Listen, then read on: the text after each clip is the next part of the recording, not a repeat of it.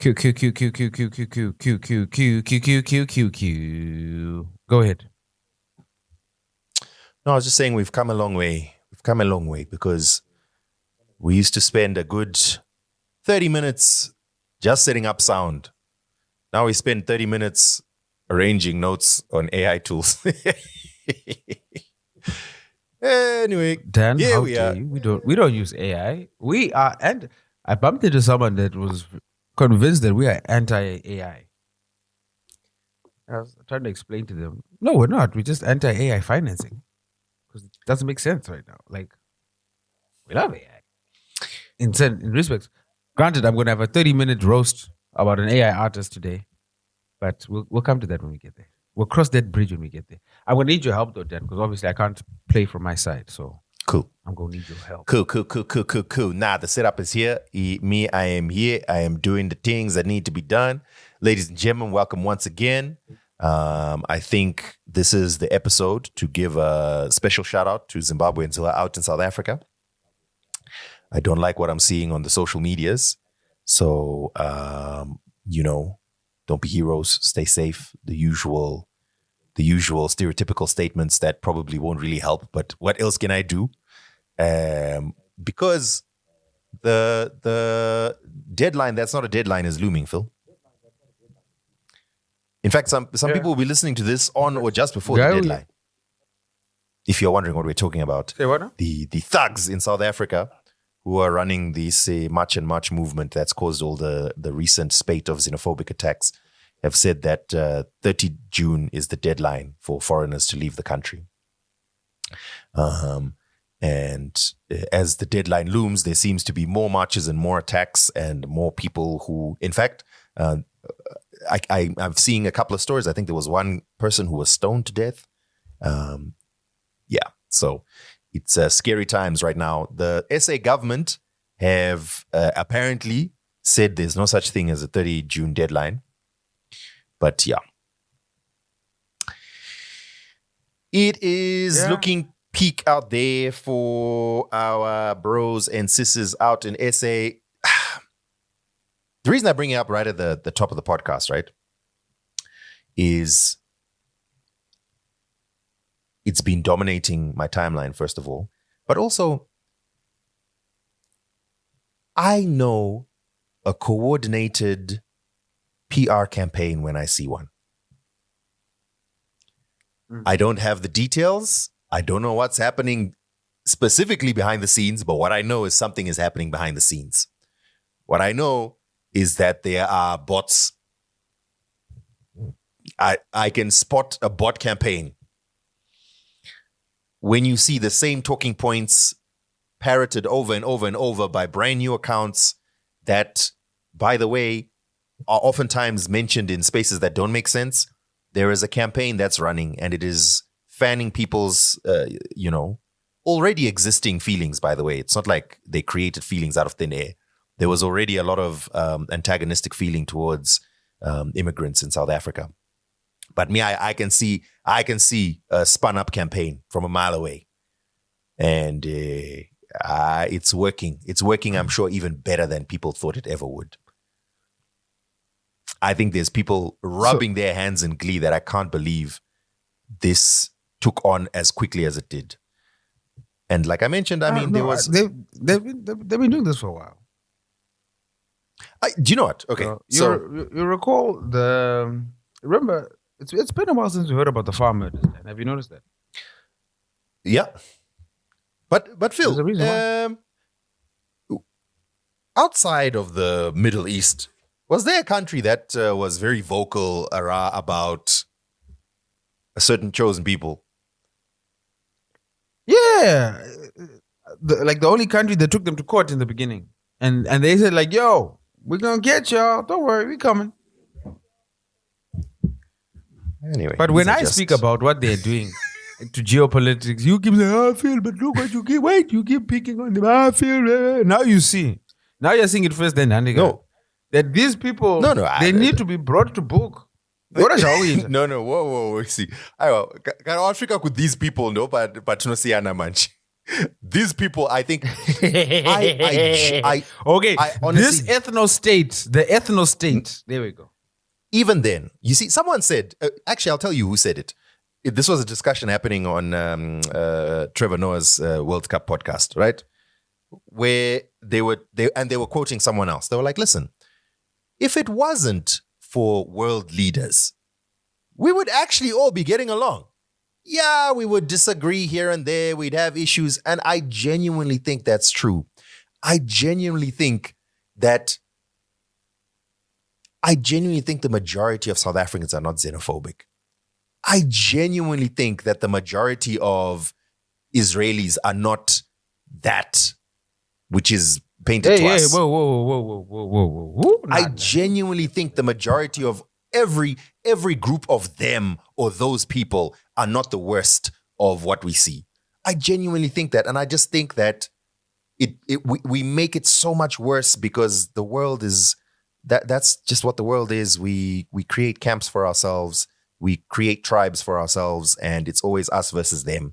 From everything from light things to of like sports, you know, them Liverpool fans, them Arsenal fans, them United fans. Yeah, that's just jokes and light and whatever, but it still paints it's the same sort of ideology where we create camps and tribes in our mind and we reinforce our feeling of them versus us, and we amplify the worst in the minority that we see in the them, and we amplify the best in the minority that we see in the us, and now it's a them versus us, and then we constantly reinforce it.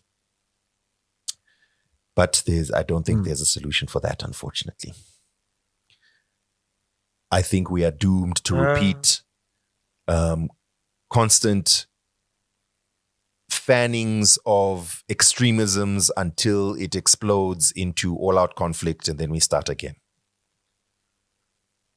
And we are doomed to that cycle as human race. Unless AI solves the problem for us, Phil. It brings the utopia that we so crave. When we all live in our colonies on Mars. And as recent weeks have shown us, AI is indeed our savior. There was a story this week about, Phil already sort of spoke about it as well last week, but more stories were coming out this week about hundreds of Zimbabwean citizens who were camping outside the Zimbabwean consulate in Cape Town, for example, requesting help to come home because they were fearing for their lives. That's crazy, man. That's crazy. Hey, anyway, we've spoken about this ad nauseum, but stay safe, South African, or rather Zimbabweans and other nationalities in South Africa. And yeah, I love how you're speaking to the body. Okay. You know what? Let me not give away my location, but I'm dealing with this on the front lines right now. You no problem because unika ka South African ka unako ka South African.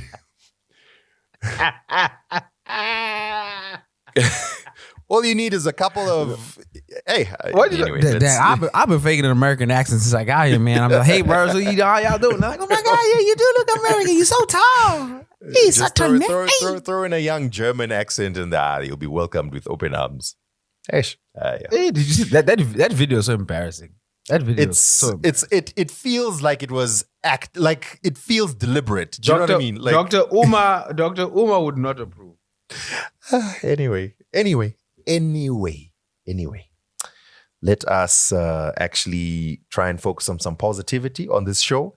As we normally do, Phil, we want to wait. How do we start the show? We start with the old boom. Yeah. That's what we do. So, y'all good to go. Good to go. Sound a big thing, them.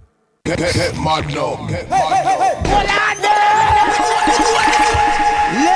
hear a drum play.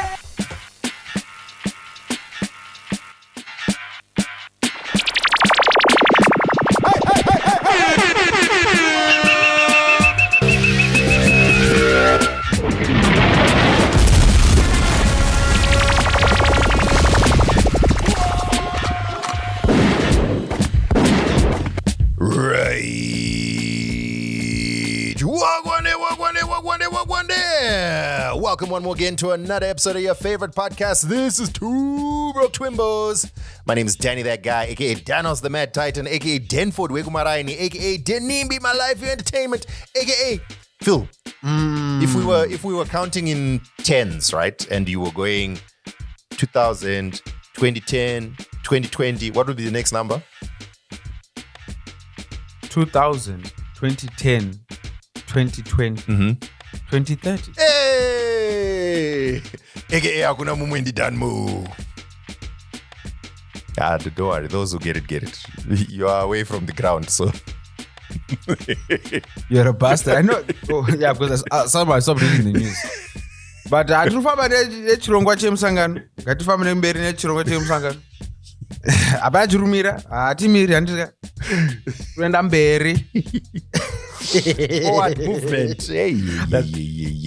Andika forward ever, backwards never. 2030 until forever. Your boy Phil Jara, keep Floss, the big boss, baby. Pizza Peace, X and Glove, Filthy Phil, DJ Mkara, dia away, and of course, shout DJ Get Drink. What's the word? What's the deal? How it is? Welcome, ladies and gentlemen, to another episode of your favorite podcast. Let's start off by celebrating some Zimbabweans who have done some great things. Or Africans. So let me start with some Zimbabweans. We had a couple of Zimbabweans representing Zim at something called VivaTech 2026. Let me turn this off. VivaTech 2026 is one of the biggest tech and startup shows that happens on the planet. It's in France. It's actually held by the Champs-Élysées. It's huge. They literally said they had 200,000 people coming. So shout out to Zimbabweans who were showcasing. We had 3 of our institutes of technology that were out there. First of all, Harare Institute of Technology were there through its startup Lads Africa, which by the way was in the news this week because they're the ones that launched the citizens engagement platform. But yeah, they were there showcasing the tools that they've built. There was also the Bindura University of Science and Engineering, or BUSE, which was also there, and they were showcasing their brand. Did you know that they make their locally built phones, laptops, tablets, etc.? The brand is called Palpo. Well, they were there showcasing that brand. And locally made or locally assembled then? I haven't been to Bindura, and I have not purchased one, and I have not seen Marquez Brownlee giving a review, so I can't give you the exact details. I can tell you it is the latter, not the former, but let's not be haters. Also, let's be real. It's the extent of the assembled, because if you are just ordering Chinese parts and then putting them together, then that's different to, hey, we got Intel chips, and then we also got a motherboard from this place, but then what we are building is the chassis, and then, you know what I mean? There's an extent of assembled versus built. But anyway, that's another story for another time. But also there were NUST. Shout out to Bridget Sibanda, who is a student in computer science at NUST. That's the National University of Science and Technology. And she was there along with the NUST team to showcase her emergency response management system. And so I was actually watching a couple of the, you know how these conferences will have like these highlight videos and stuff. So there were several that were like, oh, we've got some African countries here. I don't like the tone that they speak it in. But anyway, it is what it is. And we've got some African countries also showcasing. You can almost hear the air quotes. Give them a round of applause. You can almost hear the air quotes. They're here to showcase technology. Okay, let's see what they're working on. It's like, anyway, but shout out to the teams that were out there.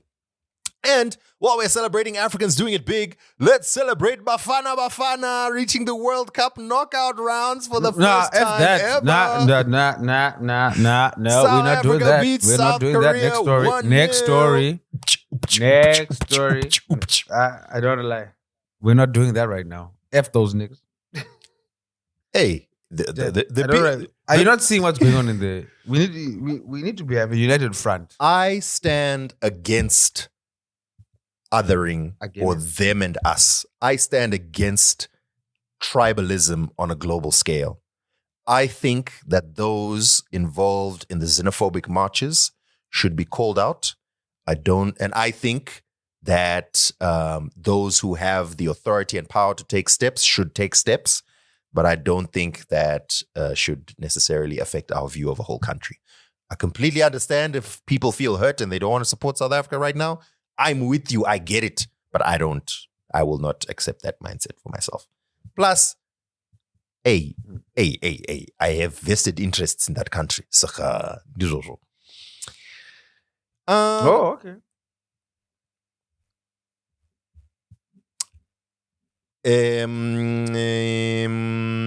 Ghana is also through. So shout out to Ghana. We're waiting to see if others will also make it. Yo, Ivory Coast broke my heart the other day. It was rough. I almost celebrated. Yeah. Have you watched? Let's start talking about the World Cup. Have you been watching any matches, Phil?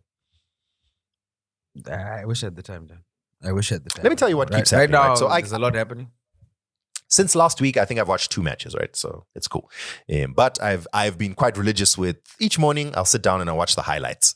And this is what keeps happening. If a match is scheduled for 7 p.m. or 9 p.m. or even 10 p.m., it's going to be fine. It might have a couple of interesting things. If it's scheduled for 3 a.m. or 5 a.m., it's going to be the most banger match that has ever been played on this planet. And you'll only see it when you watch the highlights. What?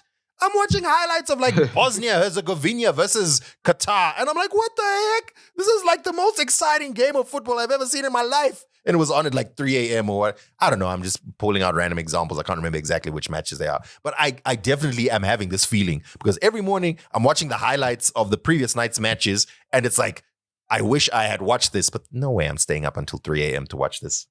But anyway. So Tabo actually sent me one of the anime videos about Cristiano Ronaldo. So I guess he's listening to the podcast. Hey, don't worry, we're carrying this podcast game while you're busy playing around there. Following up on what we spoke about last week, the funniest meme right now is Ancelotti versus Endrick. It is so funny. Brazilians have started. Give us an explanation. So, okay.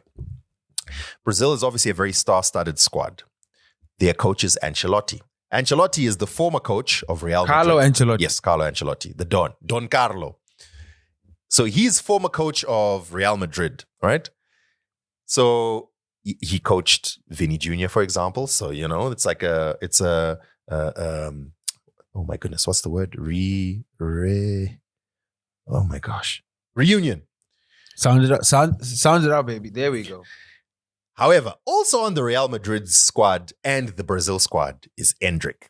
Now, if you don't know who Endrick is a youngster phenom. He was like Gege with Lamine Yamal as these teenagers with incredible ability. I think Endrick is slightly older, but they were like, yo, these are next. This is the next generation of Messi versus Ronaldo. That's what a lot of people thought a couple of years ago. Lamine Yamal and Endrick. One at Real Madrid, one at Barcelona. While Lamine Yamal got a lot of game time, Endrick got almost none. Don Carlo basically refused to play Endrick. Anyway. This is at the World Cup. No, this was while he was at Real Madrid. Now. Oh, okay. Yeah. Don Carlo is managing Brazil, of which Endrick has been called up to the squad. And if you'll recall, in the first match, Brazil struggled a little bit.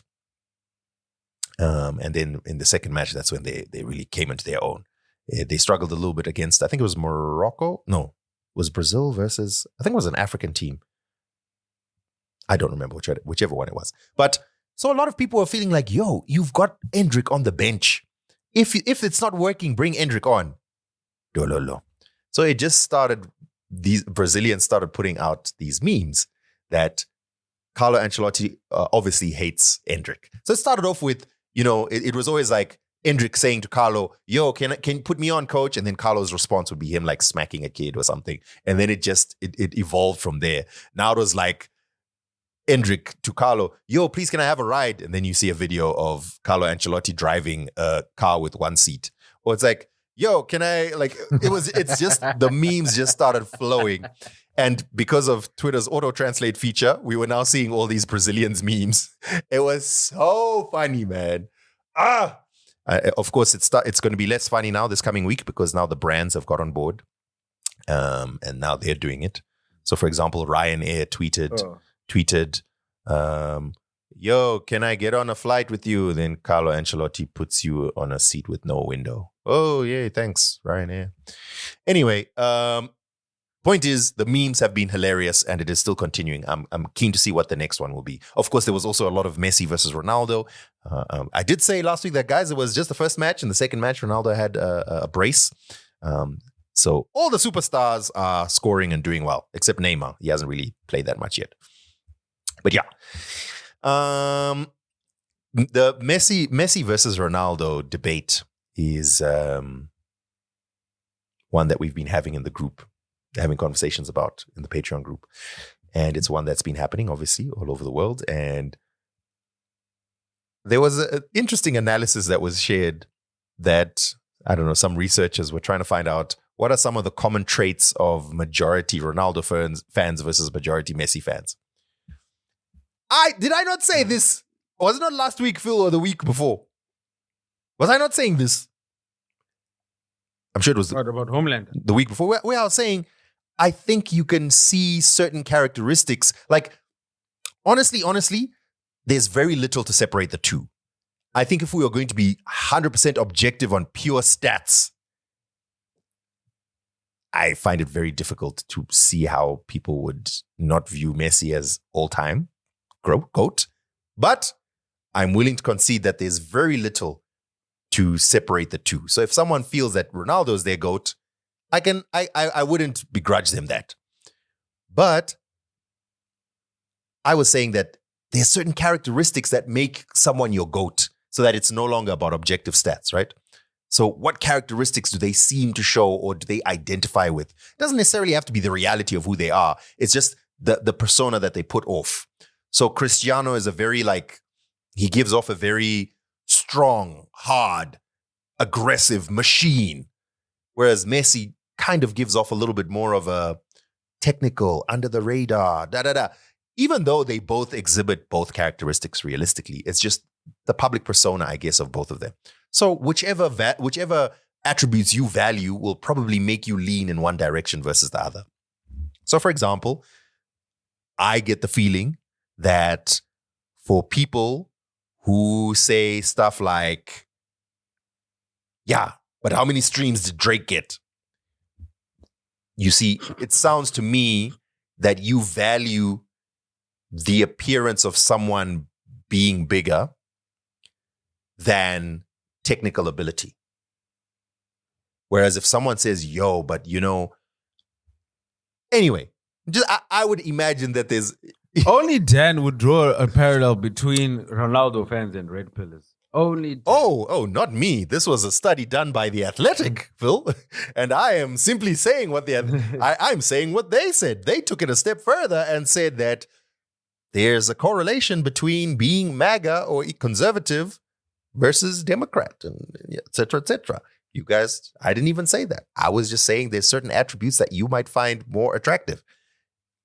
And again, this is fun. This is sport and entertainment. It ain't that deep. But I said it before this article came out. This article came out this past week. So anyway, shout out to all the stars who are giving us a World Cup that's actually worth talking about. I think they deliberately made the ball a little bit more difficult for keepers in the hopes of getting more spectacular goals. I think I saw some analysis on that. Was that the same controversy? Well, actually, it's been controversy in most of the World Cups, because I remember Korea was a controversy, then South Africa was a controversy. Yeah, I feel Jabulani. like they're deliberately doing it more and more and more, which, you know what? I mean, we want to be entertained, so cool. We don't know. We want to see the spectacular goals, of which there have been a few. So as it stands right now, Lionel Messi is sitting on 5 goals after 2 games, which is insane, but he's what it is. Kylian Mbappe is sitting on 4 goals after 2 games. Didn't Messi also just break the World Cup all-time goal scorer? He did, yes. Lionel Messi is also now the outright all-time leading goal scorer with 17 goals, with 18 goals, ahead of Miroslav Klose, who previously held the record. I was saying Kylian Mbappe, Erling Haaland, Vinicius Jr. all have 4 goals. Ronaldo is down there with 2, but I'm sure he will get a few more. Interesting to watch, and still more stories from the World Cup. So I want to hear your thoughts on this. Okay, so there are 2 out of, I'm sure, very many controversial football players at the World Cup right now. One is Thomas Partey. He's representing Ghana, viewed as one of their better players, former Arsenal midfielder. Now, Thomas Partey is facing rape charges, multiple rape and sexual assault charges. He denies them. I think there was a trial where there was a trial that ended up in it not being pursued for whatever reason, and then there's other charges that he is still yet to face trial on. Arsenal faced a lot of criticism for just ignoring all of that and continuing to let him play, which I think was warranted criticism. But then I also think online, a lot of this now becomes performative, and it's all about scoring points against the team that you don't like or whatever. But I think it was warranted criticism that, listen, there are multiple potentially credible accusations of sexual assault here. Maybe, since I understand you can't legally void someone's contract based on those charges, but pending an investigation, we'll not play you. Something like that. You know what I mean? Remember, this is all entertainment. You're trying to, there's certain ideals that you're trying to put out to your fans. But on the flip side, I can also understand someone says, listen, there's an accusation. Someone just came forward and made an accusation. Maybe if there was some follow-up that says, there's some issues here, I don't know, something like that. But that's the situation with Thomas Partey. Someone else who's facing similar situation is a star player for Morocco, Hakimi. Hakimi is also facing charges, or rather, he's facing a rape charge. Again, he also denies it. But is Hakimi the same one that had a divorce, and then there was a rumor that he put all his assets in his mother's name, and then there was varying accounts of whether that was true or not? Yeah, that's the same. The very same. So Hakimi is. So was that rumor true? I think it wasn't true. It was completely misunderstood, but it was very much used by the Red Pillars for a while. But yeah, so Hakimi, he's a PSG player and plays for Morocco. He's one of their star players, right? Literally just won back-to-back Champions Leagues, and he's playing for Morocco and so on. So here are these 2 players both facing rape. Why haven't you referred to him as a African champion? They just won AFCON then. I don't know if you heard. They won it in the courts. Not my champion. So both of these players are facing sexual assault charges. They are going to stand trial later in the year. But as of now, there's obviously assumptions of innocent until proven guilty. So they are representing their countries. As you can imagine, this has caused a lot of chatter, shall we say, especially from rival fans. Something that happened in the England versus Ghana game. Oh, by the way, Thomas Partey was not allowed into Canada to play the first game for Ghana. So they refused to give him a visa. The story is that apparently during his visa interview, he was asked, have you ever been arrested or faced a criminal charge? And he said no. And then when they did their due diligence, they were like, you're literally facing one as we speak. So they denied him a visa. That was the statement that they put out. But anyway, he was not allowed into Canada, so he couldn't play for Ghana. But in the States, he did play.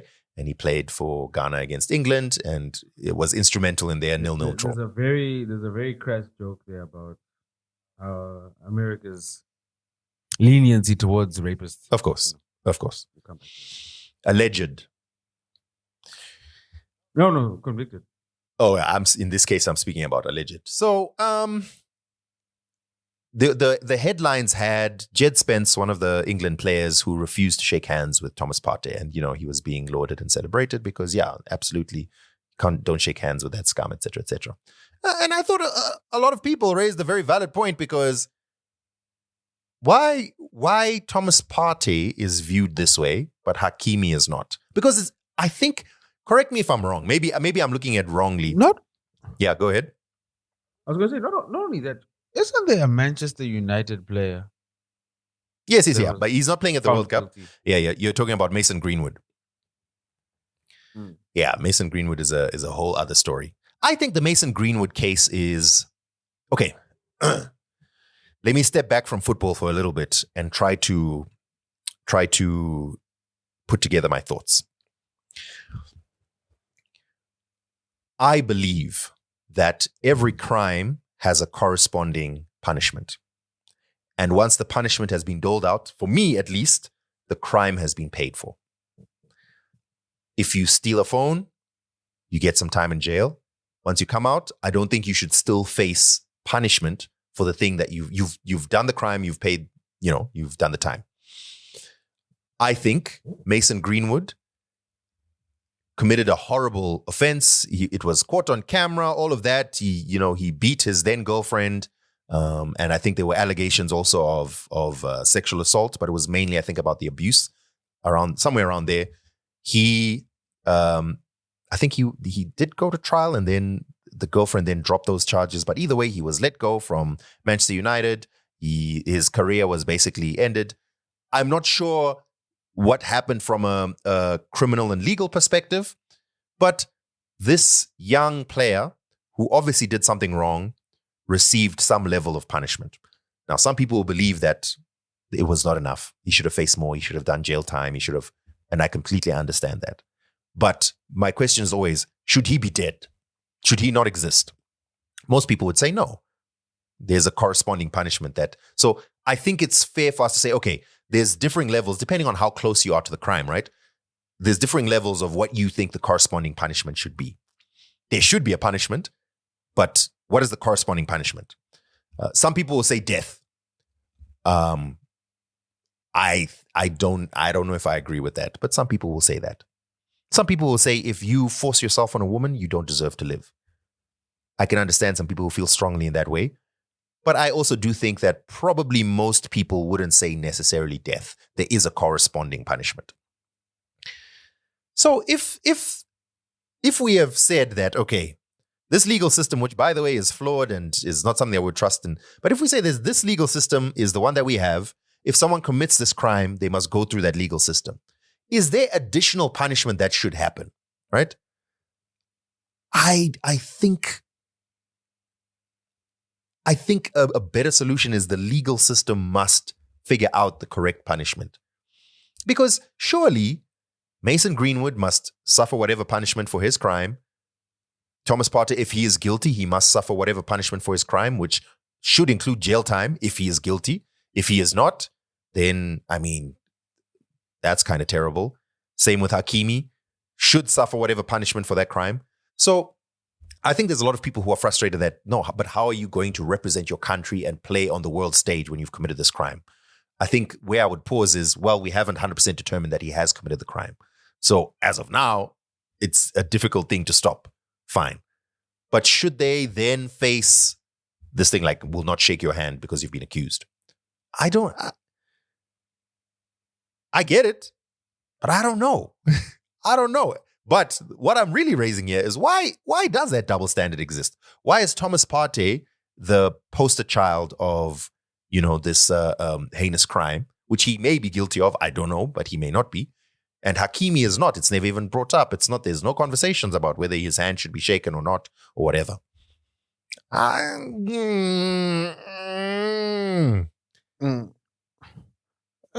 Is it all right? So I don't. If this was a video podcast, what I'd do is I'd put up 2 photos of Hakimi and Partey, and then I put that meme from Family Guy with the skin tones, and case closed.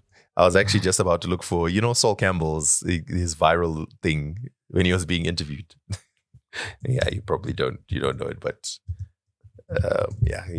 his voice goes up really high, and then he's like, "It's a race thing. It's a race thing." Anyway, I don't know.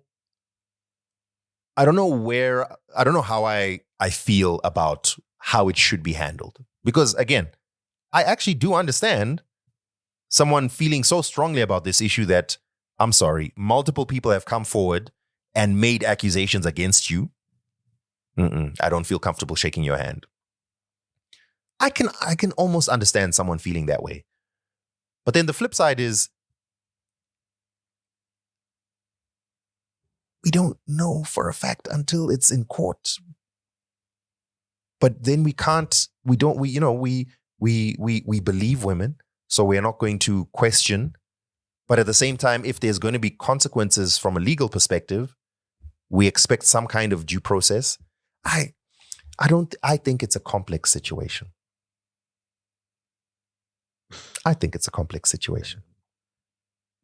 It's a complex situation. We've got to hear both sides. Okay. You know. I have to ask you, Phil. Okay. You run a company. Mm-hmm. I want you to imagine having barely. I want you to imagine having 2 employees, right? Or one of your employees, someone outside, an ex-girlfriend of one of your employees comes to you and says, this person raped me. And you ask maybe the next logical question, is this in the courts? And she's like, yes, I've taken it to court. I'm waiting for it to be ruled on next month. Would you suspend your employee? Would you fire them? Would you wait for the court? It all depends on the policy. So we're a boutique agency, so we outsource HR. Okay, you're focusing on the wrong thing here, Philip. Please. No, but this is how I'd go about it then. I would not use my discretionary decision. I would go through HR because this is no longer a moral decision. It's a legal decision. That's the thing. No matter what I feel. Yes. Right? I may feel this person is horrible. This person may be innocent. This person may be guilty, whatever that may be. Or I just may view, as you just said, I may believe all women. And I'll operate on that premise. But as an owner of a business, I have a legal responsibility and mandate to follow. Because if I do not follow that, and there's a wrongful termination, or wrongful processes are followed, I could lose my company. Mm-hmm. So I have to go that route because that's the only way to go about it. Now, personally, if it's our Sunday league squad and it's like 5 aside, and someone's girlfriend in the team comes and says he may have done this and that, I'll approach that differently because that's a totally different set of circumstances. Yeah, I'm not legally different. bound. Yeah. But for the company, I have no choice. Which is why I have no qualms with how Arsenal raised it, right? It's icky, definitely icky. And I can understand people feeling icky about it. But Arsenal can't deny work to someone who has not been found guilty of a crime. He's been accused of a crime. No, Arsenal can't. If a video came out, Arsenal can't deny pay to someone. Exactly. Deny work. Yeah. But at the same time, so you can't deny pay. You might then have to take the PRL, which is, listen, this man may be playing gangbusters. We may need him to win the league, but it's a bad look to have you on the pitch. So you are suspended with pay. Or wink, wink, nudge, nudge. You're just not making the squad anymore because there's a young upstart kid who's playing better than you. Wink, wink, nudge, nudge. And that's just how you got to play. Right. That's just how you got to do it. So I'm not abrasive. I want to flip it differently. Okay. So your small agency, you hire someone for this podcast even, right? We sign a contract. We hire a producer who's going to work on this podcast and start doing video for us because we need to be doing video. That person now comes after a couple of years of working with him. He's doing a great job. Like, hey, okay, we're growing our numbers. Things are going well. Hey, there's revenue coming in from the podcast. Maybe we should quit our day jobs and focus on this podcast and become, I don't know, Stephen Bartlett or whatever it is. Then Manosphere number 1. Then out comes an accusation. So this again, this is a public facing role. Maybe the producer even joins us on the episode sometimes. And now accusation comes up. So this person has a contract with us directly, not through an HR agency. We now have to make a decision. Okay, we don't have enough information. All we have is an accusation. Right? We have an accusation. Do we fire? Probably not. I think, if they have a contract with us, we can't fire you based on an accusation. Does that mean I don't believe the accusation? No, not necessarily. But it means that, there has to be some level of due process followed. Okay. Would we suspend you from appearing in public for a while? I think that would be real. That would be reasonable, right? I feel that would be reasonable. It's a no-brainer. What do you mean? Yeah. It's reasonable. Duh. Nigga, you're costing us money. Get out of here. The person may feel that no, but and in the rare cases that it may be a false accusation, right? you will feel very hard done by, right? But as we've established before in this podcast, it's normally a rare accusation when it's false. But by the way, tables turn when it's rich and famous people. It's not as rare as it is with us normal everyday people. So I've come across information that says that. Anyway, I find it a very difficult situation, and like Phil said, honestly, whichever route you go, there's some level of ick attached to it. Anyway, interesting set of circumstances happening at the World Cup. Yeah.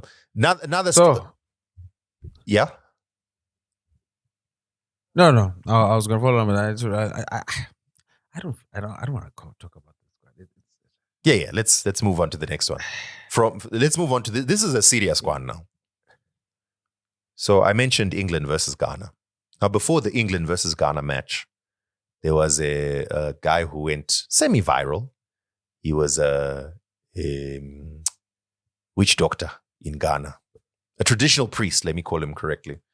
Who put out a video. Oh, the guy that was the baby powder. Yeah, he was spreading baby powder, whatever powder, who knows what powder it was. And he claimed that he's placing a hex on Harry Kane for talcum, bro. For just one game. That was talcum, bro. He says, I'm just putting a hex on Harry Kane for one game only. When he plays against Ghana, he will do nothing. He will not even score. He went like semi-viral, but it was kind of like, okay, dude, sure, whatever. Anyway, that match finished 0-0 with a little bit of a disaster class from Harry Kane. I believe Harry Kane said in his interview afterwards, he said something about feeling like he wasn't himself or something. I don't know. And people immediately went and found that. Let me tell you how viral. Let me tell you. This reminds me of the corgi that predicted the NBA final. Let me tell you how viral this guy was on British TV. He was on, what's that LB, whatever, Talk Sport, what, being interviewed. Like, yo, did you really?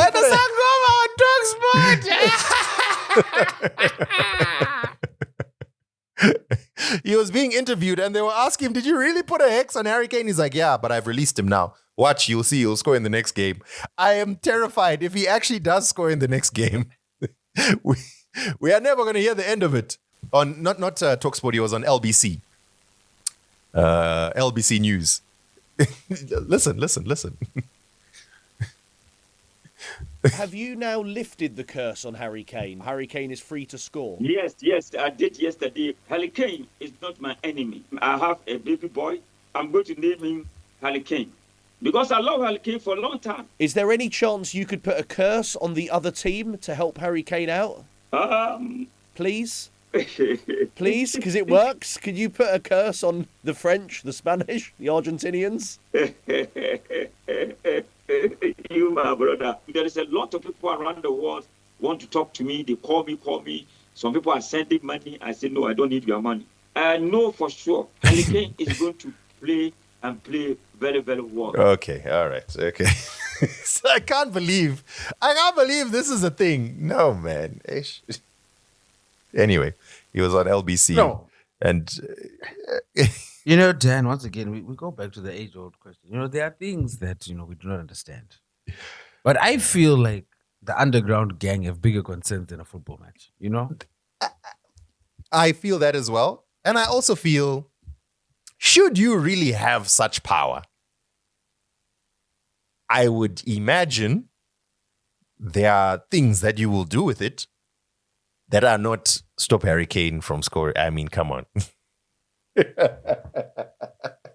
What a silly story, man. Yeah. And maybe the final story that we were talking about in the group that came out of the World Cup that I want to talk about is there's been a lot of videos of Europeans who are in America for the World Cup and they're experiencing American life and reacting with a glee and surprise. For example, they're going into the giant supermarkets, the Costco's and the Targets, and they're reacting to the supersized, what they deem as oversized portions. They're saying things like this is not real bread, which, I mean, I kind of get. Most European countries are very serious about their bread. Yeah. There's videos. Fun fact, Subway bread isn't considered is legally cannot be considered bread in Europe because it contains so much sugar. Yeah, like they literally they were pulling out stuff in the supermarket and it's like, this would not be allowed in my home. This would not be allowed in my home country. But then at the same time, they also seem fascinated and they're like ordering huge tubs of mayonnaise and stuff. They're looking at it like, this is crazy. And then some Americans are like Did you confused. see the tweet from the TSA about ranch dressing? Yes, I saw. So we had a conversation about it in our Patreon group, right? Because there's some people in America and some people in Europe. So I'm understanding why is this? Why is it so different, right?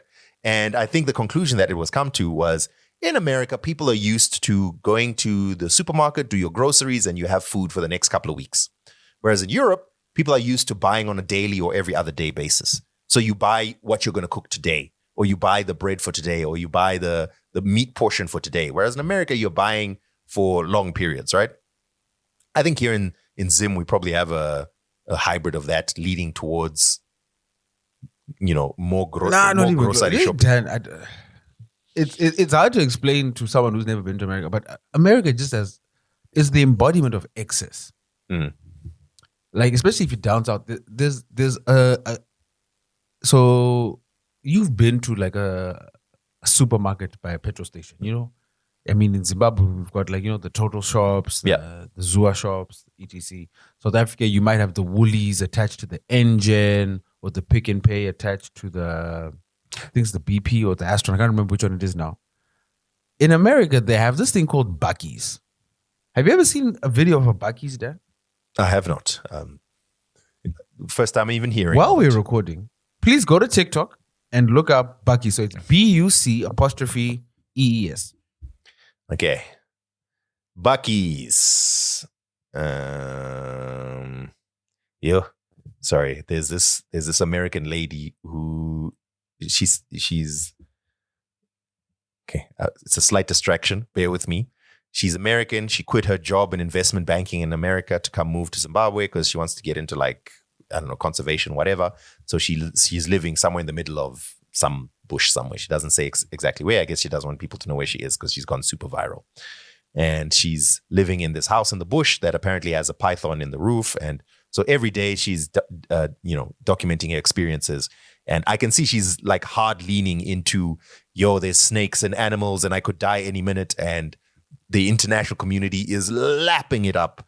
Or she's literally getting millions of views and people are like, what are you doing there? Like, are you okay? Type of thing. So I opened my TikTok and that's the first video that came up. What am I looking for? Buc-ee's. Mm-hmm. Buc-ee's. What do we got here? My first time in Buc-ee's. That's what. So keep in mind, this is a store attached to Amarillo, service Texas. stations on the highway. It's my first Buc-ee's in America. I'm in Amarillo, Texas. Guys, there's breakfast food here. You got everything. A biscuit, sausage and egg cheese, bacon, egg cheese biscuit. I might try that because I don't know what a biscuit is. Apple pie looks delicious. And you have like beaver tots. This is large. I don't know what to pick. Beaver chips. No. What is that? Bacon, egg, cheese biscuit. Why do they call it a biscuit? I don't like that. Crazy. What is this place? You can buy food here. Look. Sweets. Got nuts. It smells delicious. Oh my god, fudge. And that's them making them there. Pull apart. So I'm going to try one of them. You've got two massive island benches, by the way. Okay. All right. I can see the excess. So this is the embodiment of American excess. So I remember like this one time I went there and I'm a big backer, The only reason I work out is so I can big back in peace, and still fit into my clothes. And I love me a pancake stack. And then one person was like, "Oh, you like big pancakes? Bet." I once got served a pancake that was the size of a pizza.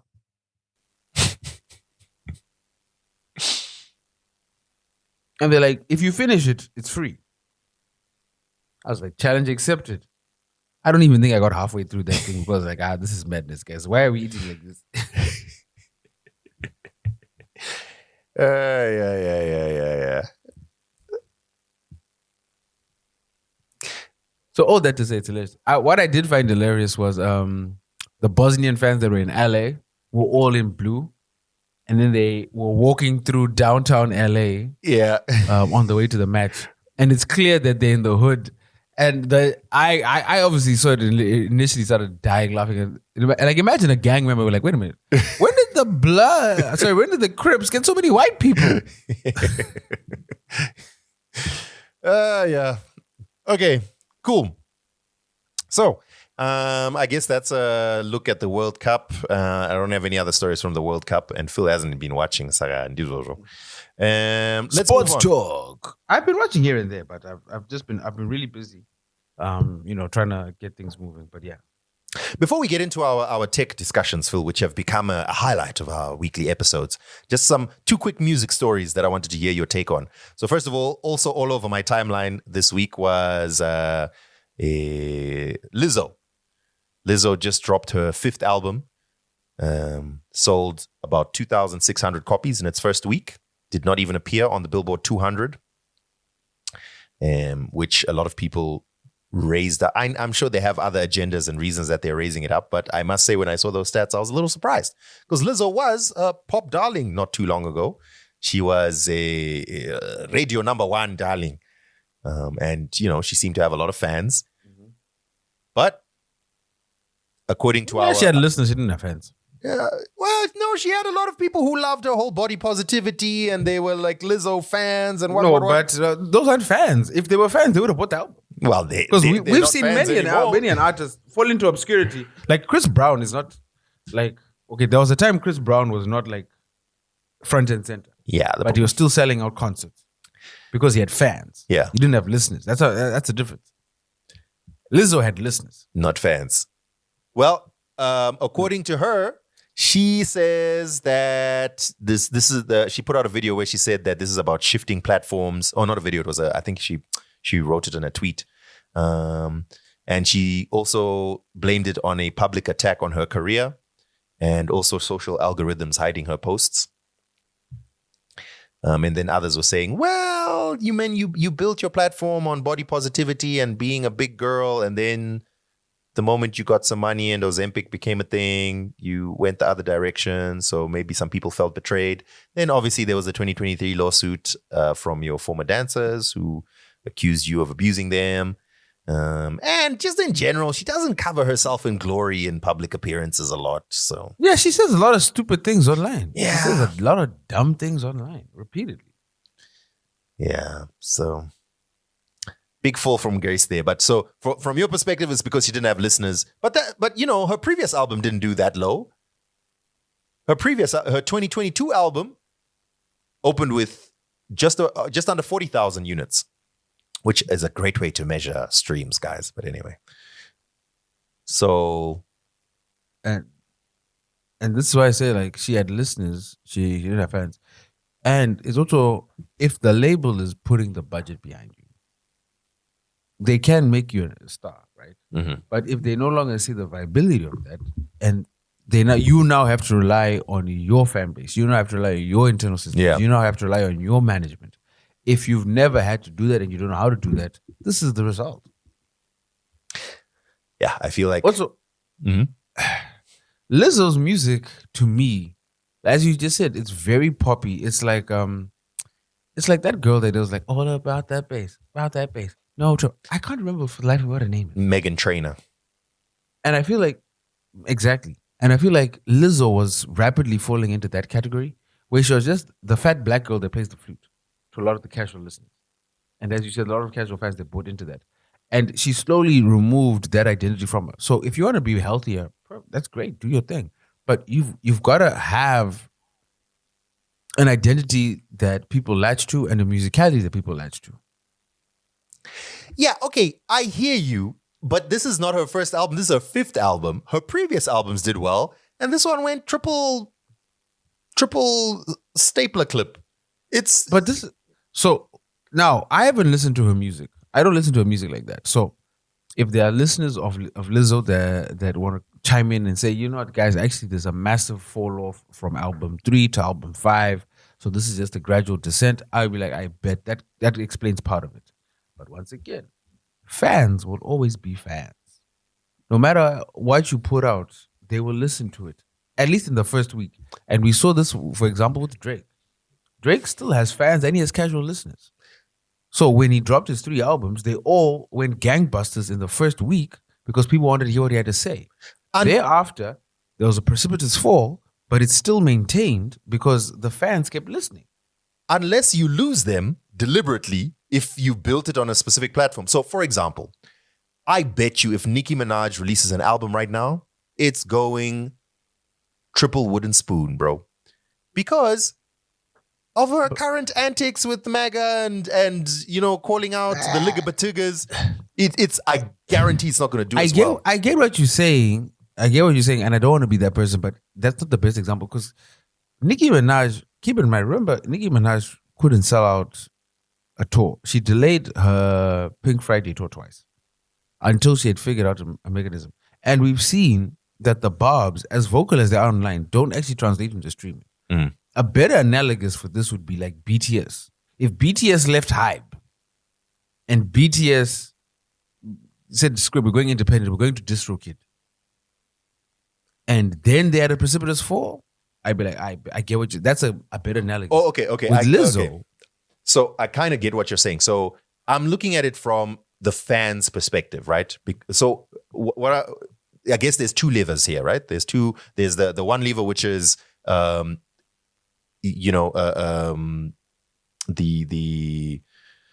label push and the label investment, which would lead to a certain amount of success because it's being marketed and being pushed and so on. And the other lever being, your fans, which is you literally have millions of followers on social media. This is your 5th album. Your previous album sold a decent number, 40,000 first week is pretty good, So you're obviously viewed as, air quotes, A-list pop star, right? You're in the A-list category. I think you've got Grammys.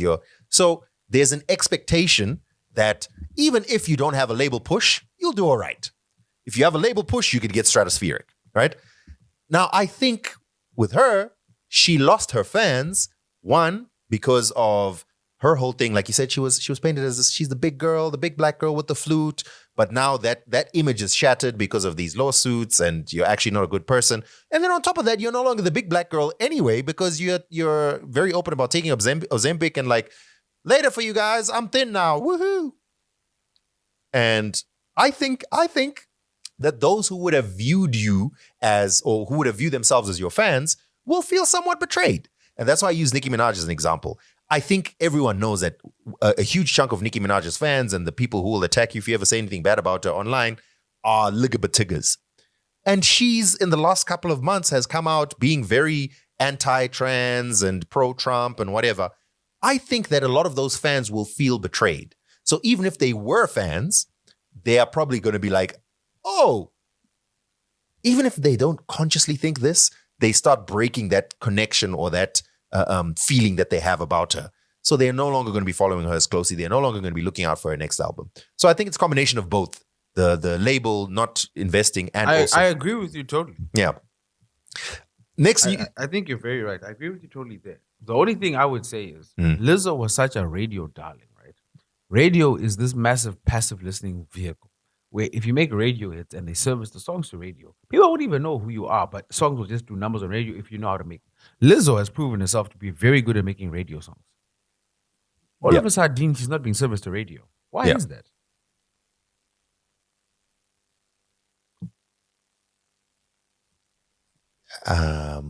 I would even take it a step further and say this is a kind of a chicken and egg situation.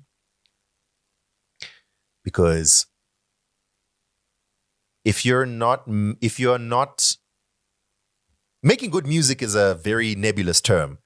I will equate it to making music that will resonate with people, which also is part of your public persona, which is also part of how people perceive you, blah, blah, blah, blah, blah. If you're not making good music, then the label's not really going to push it to radio, and then it's not going to do well. But also, if you're not being pushed to radio and it's not doing well, it's like a snake eating its tail type of thing. An Ouroboros. Yes, indeed, an Ouroboros. Anyway, this was just a quick mention that I thought was interesting to bring up. Neither of us are Lizzo fans, so But still in the still in the realm of music, you flagged this as something you wanted us to talk about, Phil. I don't even know who this Credo V Daniels. So, who is this person? Tell me all the stories. I was checking him out. So he first came across. I've got a few agents that I used to track like popularity across Africa, and I started seeing two songs. There was Ngafa and another one that were blowing up online, and I think to date, collectively, those two songs, just the audio from those two songs, it's approaching 10 million on YouTube alone, and multiples more on Spotify and Apple Music, and also it's now getting played a lot on radio. And I remember this one day I was driving to the gym, heard it on radio. I was like, this sounds like AI. And before I get into Credo Daniels, I hate what Credo Daniels represents and what he's done to us. So we've spoken about AI psychosis before.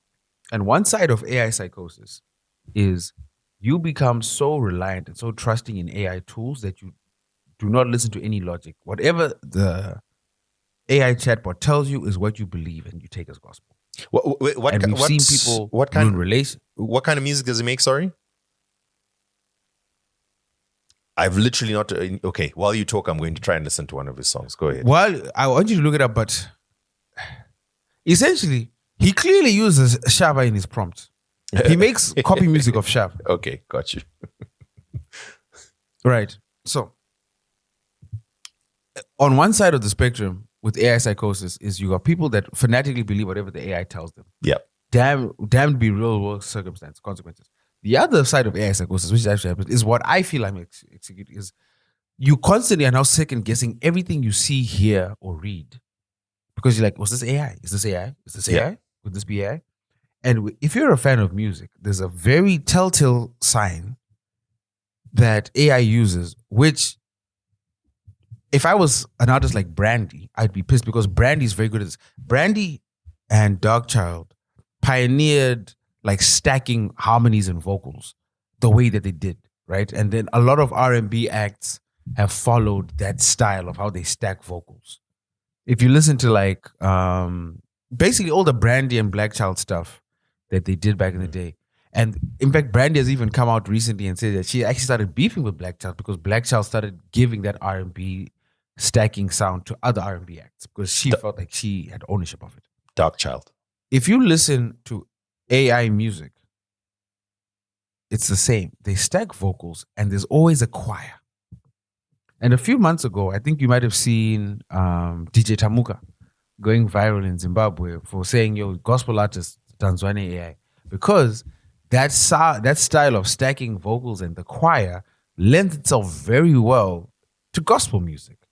Because it was also obviously trained on gospel music. Credo Daniels, if you listen to his music, we're not going to play it here because we've had multiple issues with playing songs, but go check it out. His music has that same sound. And on top of that, he's clearly copying the vocal stylings of Shava. What I didn't know this week is what came out recently. So last weekend, Credo Daniels performed at Hard Rock Cafe in Sandton. He had performed a couple months before, and people already started calling him out for how terrible he is as a performer.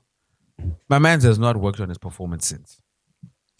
Basically, he was out of breath, couldn't perform. He's a new artist, eh? Yeah, basically the whole crowd was performing his stuff. And the other thing is he claims to be a songwriter that's had multiple aliases. One of his other aliases only has one follower. Zero listeners. I even misspoke. I even gave him too much credit. 0 listeners. But somehow he's worked with some of the biggest names in South African music. After his hard rock performance, which was terrible, I think we could play the audio from that. Dan, do you have that video? Because I put it in the notes. It's on Twitter. Yep. Let me pull that up. That one we can play without any copyright. So please load that up, and then I'll finish off my point. Okay. I haven't seen this. I saw it was posted in the Patreon group, but I didn't know the context. And then you said that you want to talk about it. Okay. So this is Credo Daniels performing at the Hard Rock Cafe.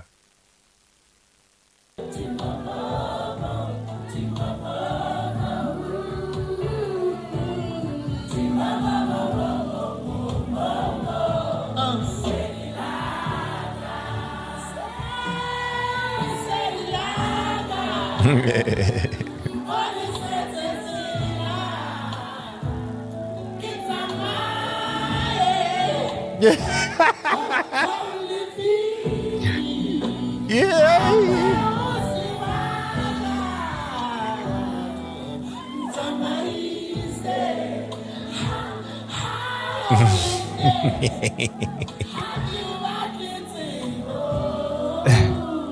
Okay, that's enough. That's enough. So it gets worse. The other hilarious part about this is, as you can hear in the performance, Dan, when you make AI music, you don't get separates. As in, you don't get the vocal layer. You don't get multiple, like backup vocal 1, backup vocal 2, backup vocal 3. It just becomes a one compressed file. You'll notice that all his performance versions are literally just the Instrumental. the recorded version. Even though in the video, as you see, Dan, he's got a full band behind him, but they're not playing anything because they have nothing to play. Because he doesn't even know how to give them the sheet music for the music he's apparently made. So is that because he made the music on AI, or is it because he's new and he's inexperienced and he doesn't know what he's doing? He just so happened to make a couple of songs. That No. He claims to be very experienced. And then he's been asked about this multiple times about AI. And his response was, I use AI to clean up my voice and to add the choir effect. And they were like, is that all you do? And he's like, yes, that's all I do with AI. After this video went viral, shout out to that page, _Leninja. He has been on Credo Daniels' neck for 3 months. I thought I was a world-class hater. This man has, as Kandoro says, he takes his hating as a long-term investment. This man has been stacking up all the evidence against him. So this week, Gert uncovers that my man's biggest song, literally word for word, he just took the lyrics from a Hoja song, translated them to Zulu, threw them into AI, and that's a song. And then after that came to light, people then started lyric searching all his other songs. He's been stealing songs from multiple other artists and just translating it into Zulu. Hey, look, I don't know. He's been stealing that's kind of intros. genius. I'm just saying that sounds kind of genius. I know. I'll give a good scam credit. A good scam must always be acknowledged and appreciated. But Chimboti Nyaro sama. Munyaro. I mean, I don't know. I never thought about that. Phil. Just look, because you've already got proof that this is a hit. Take the top 20 songs from like 2 years ago, translate them into hundreds of languages and release them into each of the territories. Yo! Wait. Wait, Phil, think about it. You take the top songs. Oh Lord, what have I done? You keep similar melodies, but you use local instruments. I mean, I wouldn't do it, but you got to applaud that scam, because you clearly these lyrics have resonated with people. Translate them. You don't even do it yourself. I see an opportunity for arbitrage. Anyway.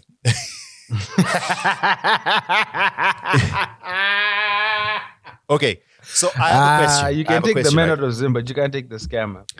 So he's claiming that he does, like, he's acknowledging I use AI. He's claiming he uses He's it downplaying to the level he uses it. So, but now he's been caught in a couple of lies. Now he's been caught with lyric stealing. He's been caught with melody stealing. And he's been caught with obviously not doing a performance. And they've just been killing him. If you go to TikTok and Instagram and even Twitter, they have been roasting him all, which I found hilarious. Because as we've discussed before, AI is a tool. And the other thing is the Atlantic, I don't know if you saw this week, the Atlantic dropped that tool to see which songs had been added to training data for Suno. Yeah. Right? It was expensive list. Granted, your music being added to a training set doesn't necessarily mean it's being used by AI, but it does mean that your IP has been used to train a model without your consent.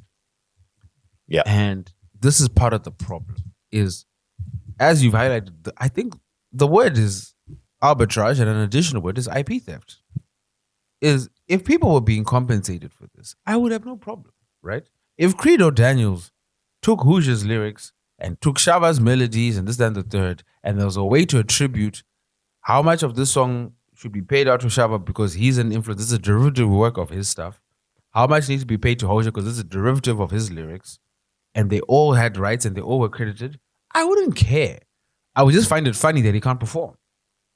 But it's something very insidious about stealing so much. Like you're already using a tool that steals people's IP, which is the AI music generation tool, and then you're stealing again because you can't even be bothered to prompt it with the original lyrics. You're prompting it with the existing lyrics that you stole as well. Where's the shame? Where is the shame? And the wildest part is you have so-called music fans being presented with all this evidence and still defending him, still backing him up, still saying they listen to the music. Cool. The song might strike a chord with you. You might resonate with it. You might have already developed an emotional attachment to the song before you realized it was AI. But at which point do you stop caring about what is only important to you and start caring about the music you love? Because if you continue to promote scammers as Credo Daniels, new music ceases to exist because AI is only trained on existing music, which means any music that is novel, any music that is experimental, any music that moves the culture forward ceases to exist because all the music we're being fed now is based on music that already exists in the world. That is not art anymore. So it is a commodity. I agree with you. However, I have found that those who are in the music industry, there's a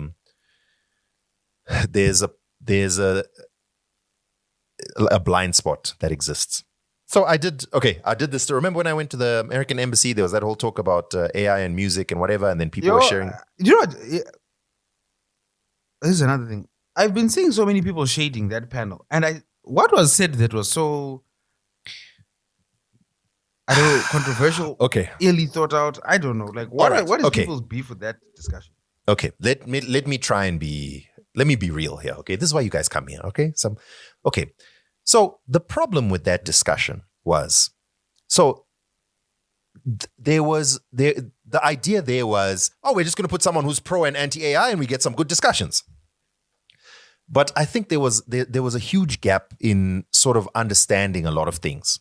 So the American artist who was there, Matt B, he sounded to me like he kind of hated the idea of AI, but I guess it is what it is. So we got to figure things out. But then there was Mono Mkundu. Mono Mkundu was very staunchly anti-AI. In his perspective, this should be bad. It shouldn't even be played on radio. If you want to do it, you do it as your own little hobby that you do at home, but it shouldn't be viewed as professional music. That was basically his view. Then on the panel, they had the lead singer of the Unveiled. What's his name? Josh. Oh my goodness, his name has just escaped me. Josh, the lead singer of Unveiled. Now, the reason they put him... Is it Josh Mick? No, I forgot what his surname is. Mapanga? Josh?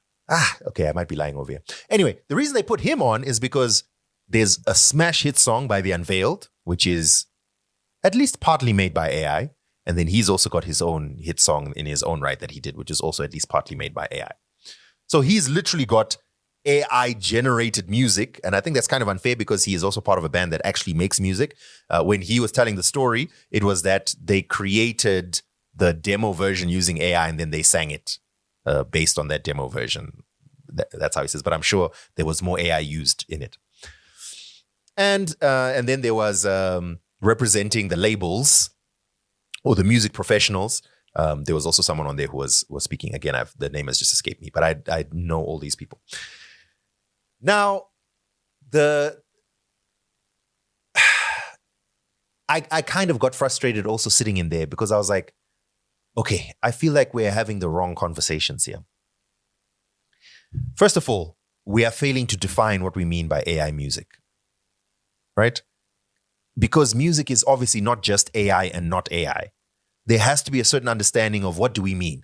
Fully AI generated, i.e. someone put in a prompt in Suno, it spat out a song, is different to someone who created a melody using whatever he used, but there's something he didn't quite like about it, so he used an AI tool to change a particular instrument and got an output.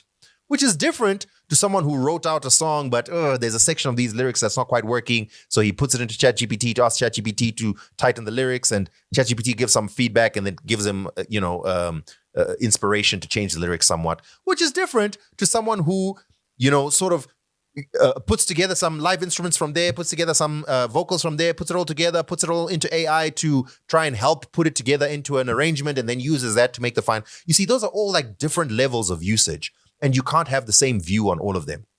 Firstly. Secondly, the blind spot that I was about to reference is for the consumer, the end user, the majority of consumers don't care. They may be, especially when there's a lot of negative feeling about AI at the moment, they may have their thoughts influenced, which I think currently exists, that there's a general negative sentiment, especially among young people, towards AI in general or Gen AI. But if that negative sentiment is not activated, especially for older people, they don't care. They'll hear a song and they'll like it. If you tell them it's AI, they'll be like, oh, snap, I didn't know. And they'll still like it. I think it's not sustainable. I think long term, they would not like an artist who's purely AI generated. Something we've discussed about before is like sometimes liking music is not just about the song you hear itself, but also the story.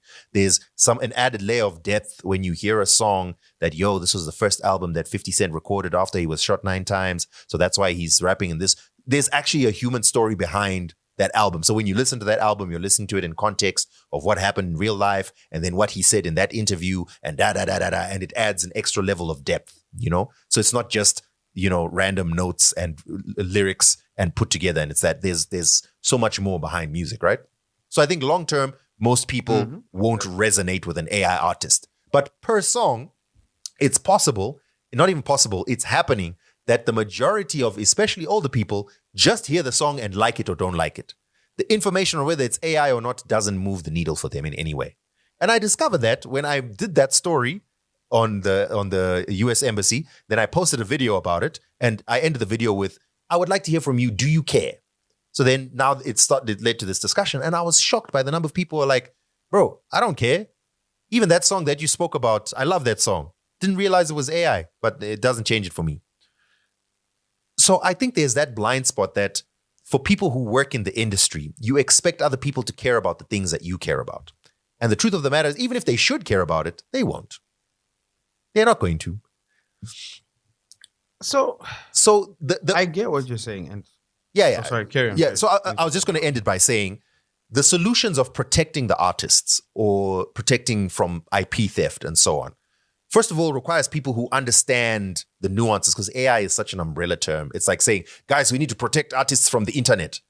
Like, we have to get more specific than that, bro. We have to figure out what specific things are good or bad, what do we need to regulate, et cetera, et cetera.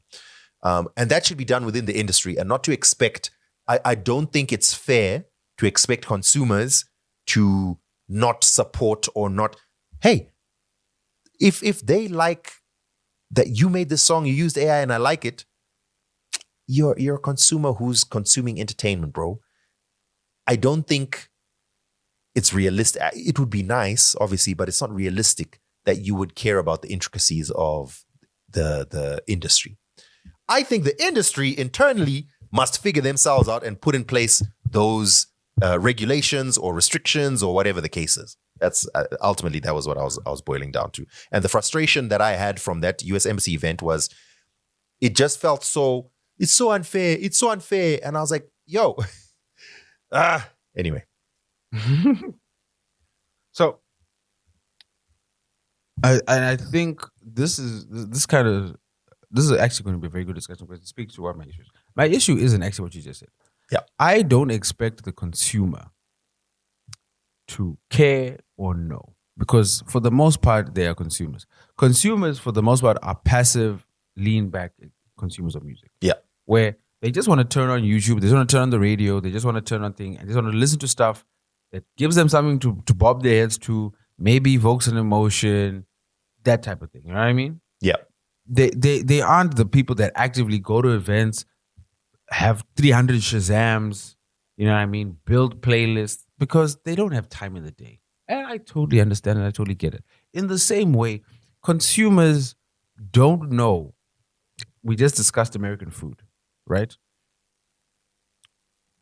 Consumers don't know, even American consumers don't know what they're eating all the time.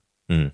They don't know that there's poison or banned substances or what the red dye that's in their Cheetos is banned in Europe because it might be a carcinogen.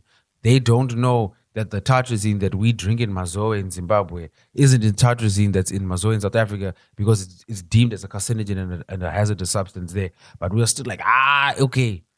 But the Mazoe with the tartrazine is the one that bangs.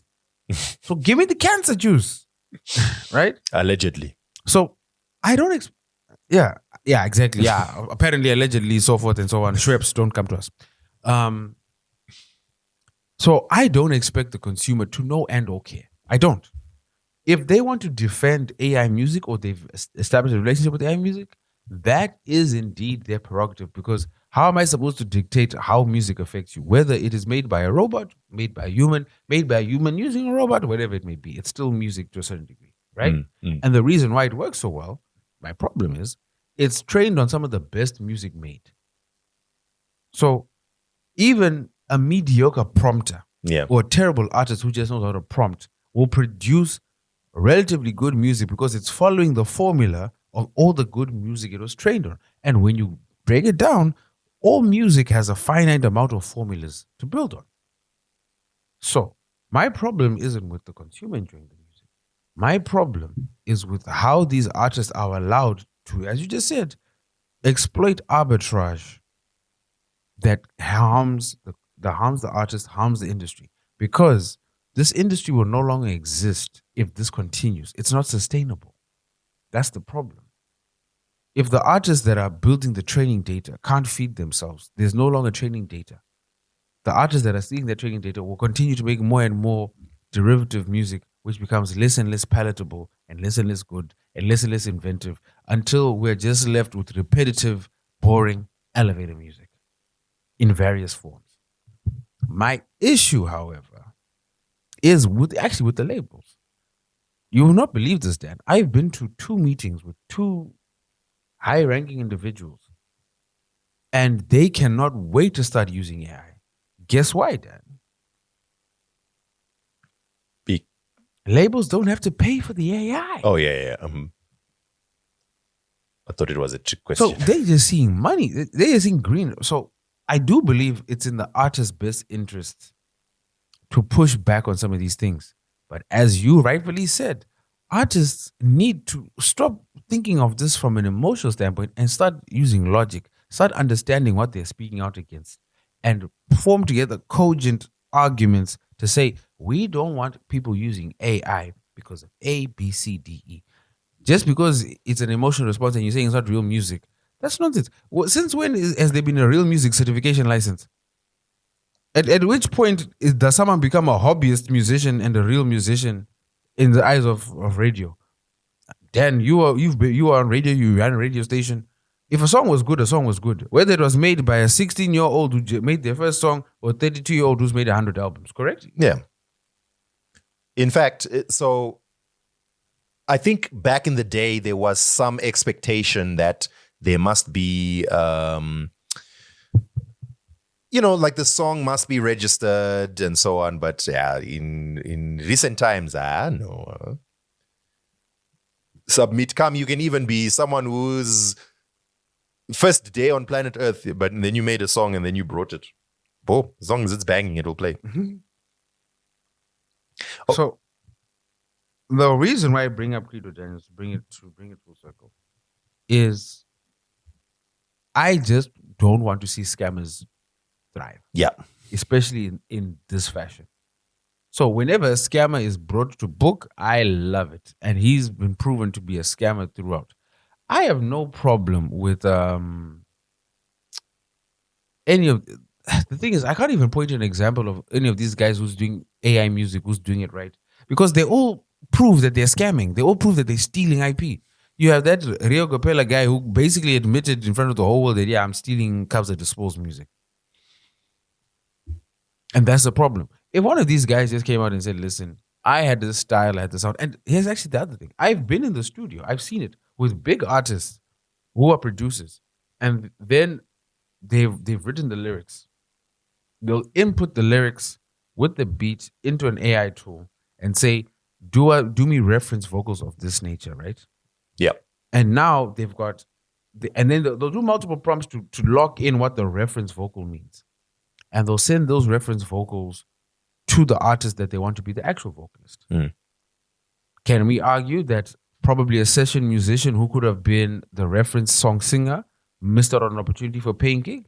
Yes, but highly unlikely considering the nature of how the song was made and how this industry works in Southern Africa. But there, I divorced myself from the emotion of it. I was like, okay, I can see that this is a credible use of a tool, right? It's still a human using a tool, using their IP. It's their production. It's their lyrics. The voice was trained on an existing vocalist, yes, but ultimately, it's only being used as a reference for a real singer to then sing those vocals. I have no problem with that at all. Yeah. I have no problem with someone making half a beat, then using AI and being like, okay, can you add some drums here? Because I don't know how to program the drums the way I like it, but these drums have been programmed like that. And what I would expect then is for the AI tool that added those drums to be like, oh, these drums are from the Timbaland beat pack. So we're then going to attribute royalties or a flat payment or whatever it is to Timbaland for the use of his drum programming. I think that's fair. Yeah. If they start modeling their thing like that, I have no problem. No problem whatsoever. I was going to say, the next thing I was going to say after your mention there was like, I think, we've said this a lot of times, the cat is out of the bag, the toothpaste is out of the tube, there's no putting it back. But I think your solution makes sense. That if these platforms are pressure that listen, you are then, if your AI tool determines that it used this in creating this, there must be a royalty payment or there must be an acknowledgement or however it's going to be set up. Although I think that it will find it very difficult, the way that these things are trained and the way that they do inference, I don't think there's a clear straight line to figure out origins. But anyway, these boffins must figure it out, right? They must figure it out or face multi-billion-dollar lawsuits. Exactly. And the guy, you don't squeeze the toothpaste, figure out how to clean the teeth. To use your analogy. I find it very funny that, listen, Sam Altman became a billionaire in a very short space of time. And then now people will think, yeah, but how is he supposed to? Hey, whoa. For him to become a billionaire, he was supposed to also figure all this stuff out. He has no entitlement or right to be a billionaire. So figure out the other stuff as well. Or don't be a billionaire. Anyway, just don't run a company whose premise is stealing all the human knowledge that existed that you never created. It's as simple. Since while we're on the topic of scammers, Phil, did you see the news about Polymarket? about the Polymarket website. View this as our Tech Ombudsman segment. Okay, so quick context. Polymarket is one of two major prediction markets that exist in the world. There are multiple, but the two big ones are Polymarket and Kalshi. The premise behind them is that you can place a bet on anything, not just sports, literally anything that happens in the world. And the way they defend it is like these are very valuable tools because you can then use them to predict what's going to happen because people will put their money where their mouth is. So, for example, the day before Keir Starmer resigned, Polymarket odds were heavily in favor of Keir Starmer is resigning tomorrow. That's how the news publications knew that Keir Starmer is predicted to resign tomorrow. So everyone was quoting Polymarket and Kalshi for that. I think that's a very weak argument, but anyway, still. So Polymarket has been aggressively advertising that join Polymarket, come here, place bets on stuff, place bets on anything. You can win money. The way they've been doing that is they've been recruiting influencers who have been showing videos of themselves placing bets, winning money, and then saying you too can also win lots of money. Well, the Wall Street Journal did an in-depth investigative piece that came out this past week in which they dropped bombshell revelations that Polymarket were putting out over 1,000 videos, or rather, let me not put it this way. They reviewed over 1,000 videos and found that these were fake. These bets did not exist. In fact, if you even look closely in these influencer videos, the website that's being shown is not Polymarket, it's Polymarket with an I. So this was a dummy website that Polymarket had set up that they were then using to sort of manipulate it so that it looks like whoever's placing these bets is winning big money and da-da-da. So now they have multiple videos of people who, oh my gosh, I put $200 on this to happen and I won. Yay, me. And that was supposed to influence people into signing up and then also joining Polymarket. To get more granular, they actually calculated the bets that were being shown in these influencer videos. They either did not exist or they were not wins, they were losses. So they saw fake winnings near $900,000. In fact, if all the bets had been placed, the person would have lost hundreds of thousands of dollars. So yeah, that is the We're story. really hurtling towards a dystopian future. So I think we've spoken ad nauseum about how insidious these platforms are, how they've gone about it. It's a really great story. It's behind a paywall, but if you're in the group, I'll send a link. I'll gift a link. But I think the best thing I wanted to highlight here, I'm trying to make sure I find the right thing.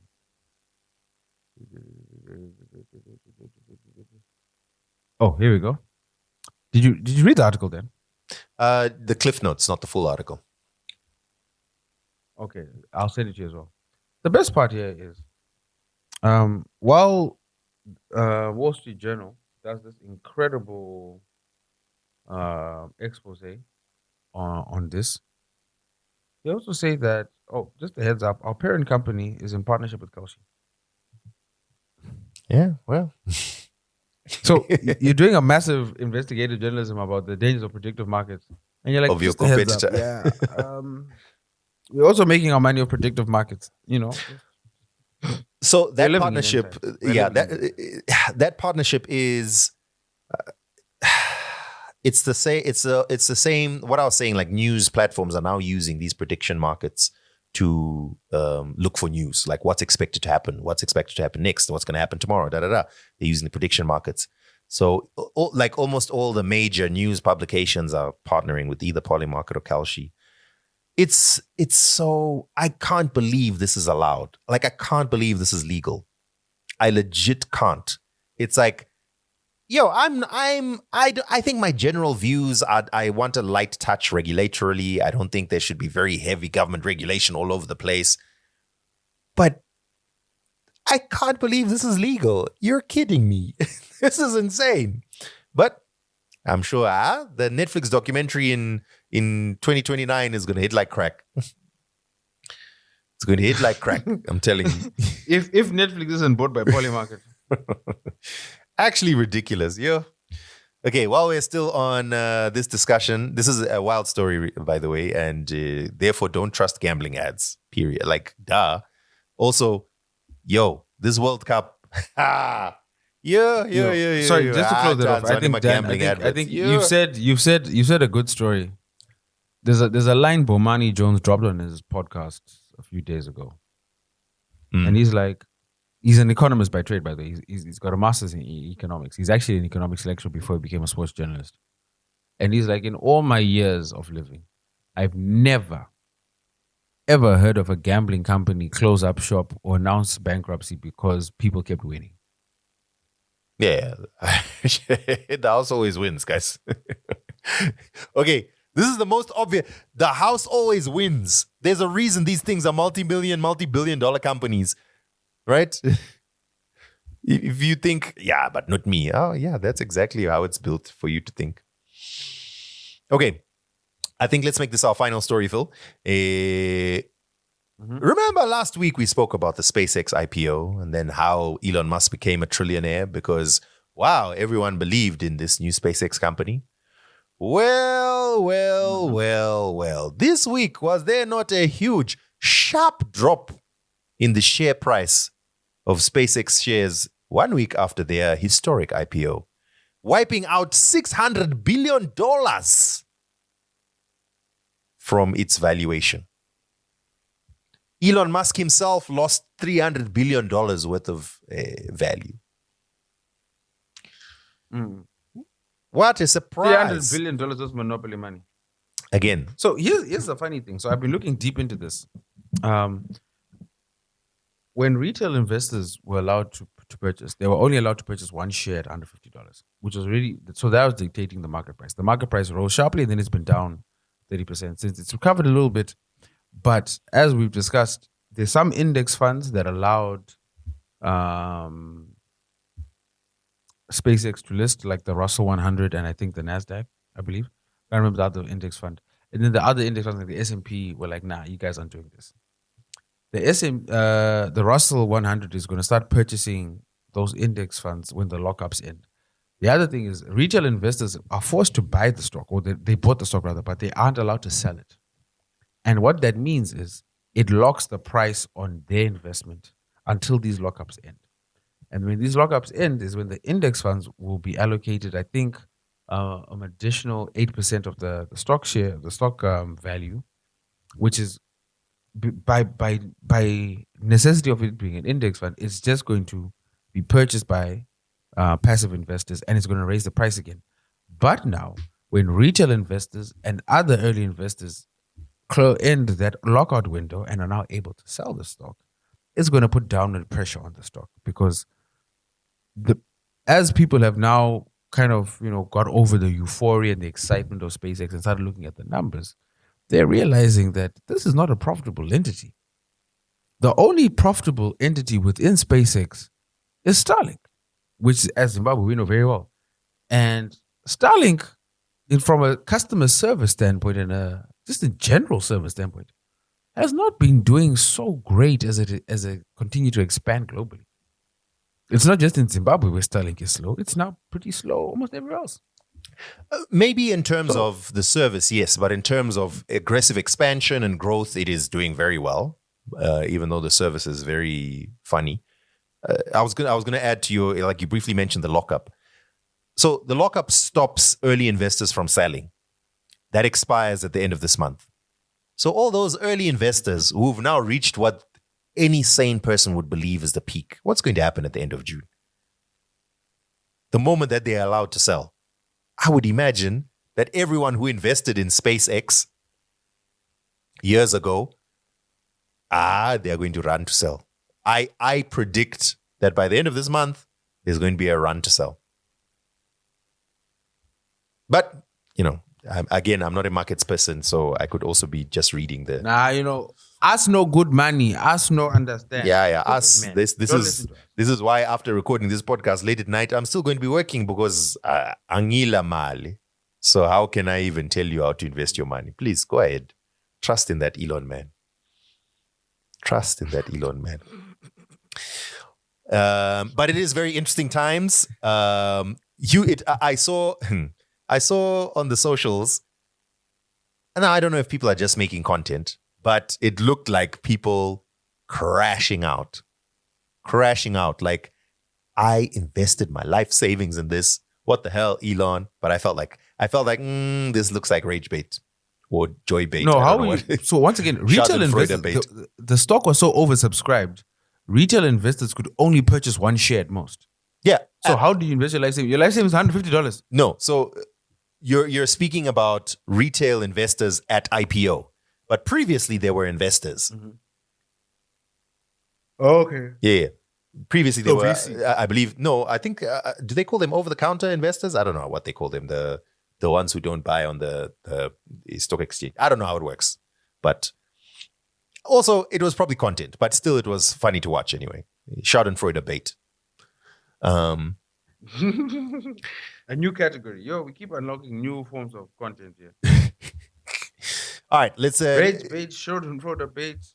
Let's leave it here, Philip. I think we've pakured a healthy episode. And shout out to everyone who's giving feedback about the Tech Ombudsman segment. Sometimes I worry that, we'll be over here just putting out random, discussions about things that maybe most people don't care about. But no, it turns out a lot of people are very interested in that stuff. And I love it because I love that stuff. I think, over the years, this podcast has many iterations. I mean, we started off as an interview podcast for entertainment. Then it just became a waffleage podcast. Then an entertainment commentary podcast. Now all of a sudden, event tech podcast. Event Dan has now reviews. become the de facto voice. Yeah, Dan has now become the de facto voice of tech in the country. There's someone who's doing an MBA, and they were sending me a screenshot of the group chat in the MBA group. And guess who they were referring to as their favorite source of tech news? Ooh. I know. Anyway.